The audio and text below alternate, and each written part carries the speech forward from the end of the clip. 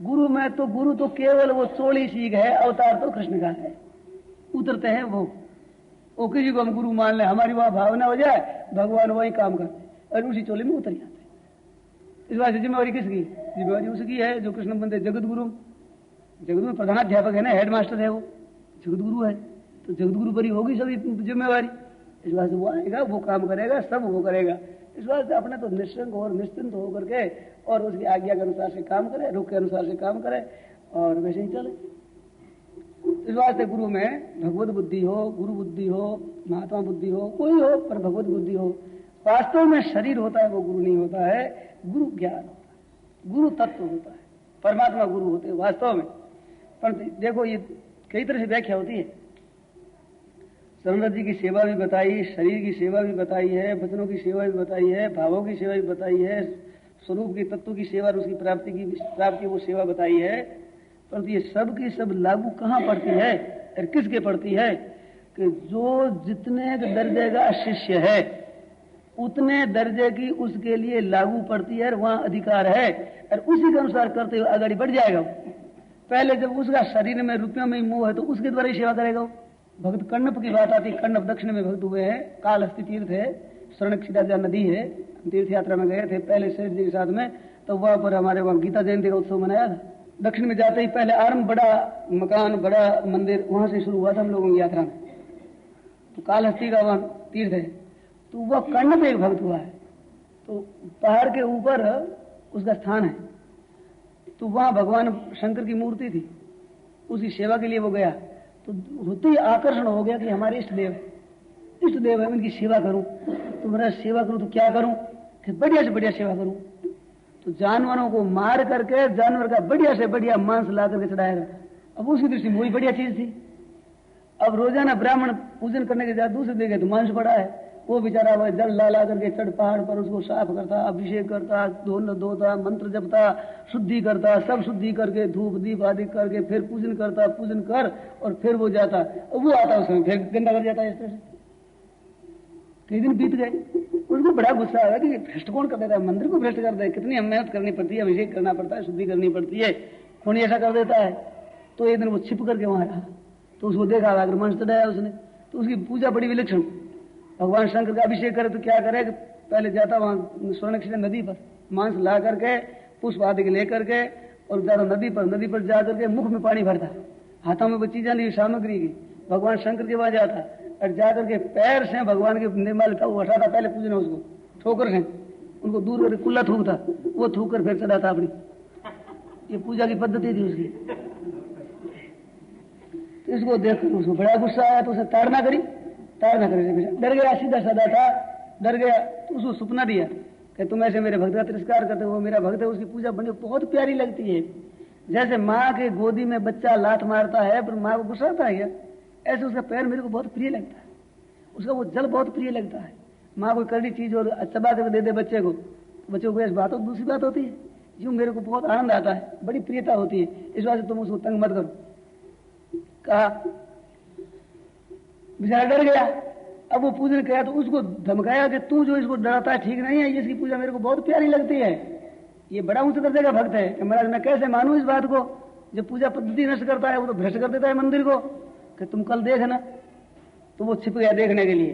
अब वो गया वहां जाकर के पूजन करने लगा, तो भगवान शंकर की एक आंख में खून आ रहा है, आंख में खून आता देखा तो मेरा रो पड़ा एकदम, और हमारे देवता का खून आ गया। अब आंख में बड़ी पीड़ा हुई, क्या करे, अपने पास जितने इलाज सब कुछ किए पर तो वो ठीक नहीं हुआ। तो अंत में उसने ये समझ रखा था कि आंख जहां खराब हो तो दूसरी आंख चढ़ाने से ठीक हो जाए। तो वो आंख को निकाल ली, अपनी आंख निकाली, शस्त्र से अपनी आंख निकाल कर उसे आंख बैठाई, वो आंख तो ठीक हो गई। अब देखे दूसरे दिन वो दूसरी आंख में खून पड़ रहा है, तो बेचारे क्या, अब क्या करें, ये एक महाराज तो ठीक हो गई आंख, एक ठीक नहीं हुई है, तो दूसरे दिन अब क्या करे, तो आंख दूसरी निकाले तो देखेगा ऐसे। तो एक तो पैर रखा उस दुखती आंख रहे ऊपरी, पैर कहाँ लगाऊंगा आंख, एक तो आंख पहले निकल गई, अब दूसरी निकाल दूंगा तो दिखेगा तो आंख नहीं। तब उसने क्या किया कि वो अपनी आंख निकाल कर पैर का अंगूठा लगाया हुआ वहां टो करके वहां अपनी आंख दूसरी लगाई, भगवान शंकर प्रकट हो गए, फिर उसको चक्षु दे दी। अरे उस भक्त ने देखा, देख तू कहता मांस चढ़ाता है, मांस कौन चढ़ा सकता है, ऐसी पूजा वो कर सकता जो अपने अंग को काट कर दे सकता है जिस देवता के लिए। वो जिसका भाव है वो कुछ भी प्रकट करे, कुछ भी अर्पण करे, वो सब कुछ ठीक हो जाएगा। इतना भीतर का भाव है कि अपने अंग काट कर दे देना ही देवता को हमारे स्टूडियो से काम ठीक हो जाए, हमारे शांत हो जाए, चाहे कुछ भी हो जाए, हमारा कुछ नहीं देखना है, तो इसलिए वहां तत्परता होती है, भगवान प्रकट हो गए। तो ऐसी भावना उसकी होती है भक्त की। अब इतनी भावना उसने पूरा विश्वास दिया कि उसकी पूजा पद्धति कौन सी बढ़िया थी, परंतु वो अपने अनुरूप जिस स्थिति में स्थित है उसमें बचा कर नहीं रखता। भावना इतनी ऊंची दर्जे की, बात इतनी है, इस बात से वो सेवा शरीर की भी करे, आज्ञा पालन भी करे, मन की भी करे, कहां तक करे कि जहां तक उसकी बुद्धि पहुंचती है, जहां तक उसकी स्थिति है वहां तो वो करता है। अपने भीतर में कोई तरह का द्वैधी भाव नहीं हो, भीतर में कोई तरह का विचार नहीं है, कपट नहीं है, विचार नहीं है। अमाया अनुवृत्तिया तुष्येद आत्मा आत्मदो हरि, एकादश स्कंद में लिखा है गुरु की सेवा कैसे करे, तो दो बात लिखी है वहां, अमाया अनुवृत्तिया, कपट रहित करे और अनुवर्तन करे। वो जैसे कहे, जैसे सुने, जैसे बात उस तरह से तो उसके हमें मिला तो जाए मन से, और भीतर कपट कुछ नहीं, सरलता से करे, तो वो सरलता भगवान को बहुत प्यारी, सीधापन भगवान को बहुत प्रिय है। अच्छा धर्मात्मा पुण्यात्मा हो परंतु मन में विचार रखकर कुछ करता है, कपट रखता है, तो भगवान राजी नहीं होते। और पापी से पापी, दुराचारी से दुराचारी हृदय खोल देता है तो निर्मल मन जन सो मोहि पावा, मोहि कपट छल छिद्र न भावा।